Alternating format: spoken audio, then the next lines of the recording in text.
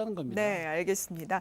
자, 그러면 일단은 정부가 또 그래서 이런 그 단서를 좀 달았어요. 예외적으로 필요한 경우에는 이제 합리적인 범위 내에서 허용하는 법 구조를 취하겠다 이렇게 얘기했는데요. 그럼 어쨌든 이게 예외적인 어떤 방식, 예외적인 그 선을 그어야겠죠. 근데 그 선을 과연 마련할 수 있을까 하는 것이 또 의문이긴 합니다. 근데 여기서 뭐 예를 들어서 회초리 2대까지는 체벌이 아니고 한 대는 체벌이 아니다. 뭐 네. 이런 식의 어떤 기준이 정해질 수 있느냐. 그러니까 상황에 따라서라는 말처럼 모호한 말이 없거든요.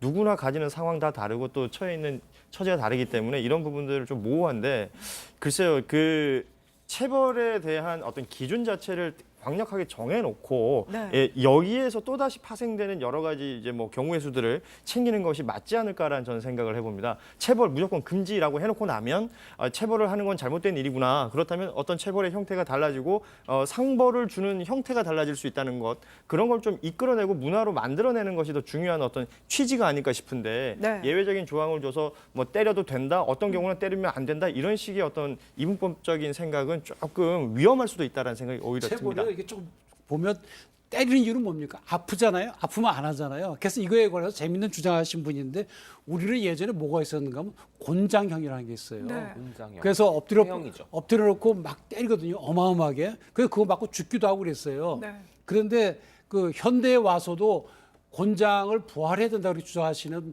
헌법학자가 계셨어요. 네. 그분의 취지는 뭔가 하면 범죄 중에서 쾌락을 추구하는 범죄들 있잖아요. 네. 그런 사람들은 아주 따끔하게 아프게 하면은 그런 쾌락을 추구하는 나쁜 범죄를 막을 수가 있다. 다만 요 때리는 뭐라 그러니까 곤장 네. 그거의 사이즈나 무게 그다음에 때리는 이 힘을 과학적으로 측정을 해야 하고 그 사람의 건강도 측정해서 건강에는 해가 없도록 하되 아주 세게 아프게 네. 그런 걸 하자. 그런 것까지 제한한 바가 있거든요. 그게 이제 체벌에 왜 필요한지를 설명해 줄 수가 있는 거죠. 근데 우리 아이들에게 그렇게 할 필요가 있나요? 네. 본질적으로 저는 이렇게 생각해요. 아동학대가 일어나고 있고 작년에 2만 5천 건 정도가 신고가 됐습니다. 네. 또 그중에 80% 가까이가 부모가 학대를 한 경우인데 이거 실제로 밝혀지지 않는 경우가 훨씬 많을 거란 말이죠. 집안 내에서의 일이니까 우리나라처럼 옆집에서 뭔 일이 벌어지고 있는데 신경 안 쓰는 나라가 또 없을 거 아닙니까? 네. 그런 것도 보면은 이게 저 법적으로 법제화한다고 해서 뭐가 좀 잡힐 수 있을까도 의구심이 좀 들고요. 네. 또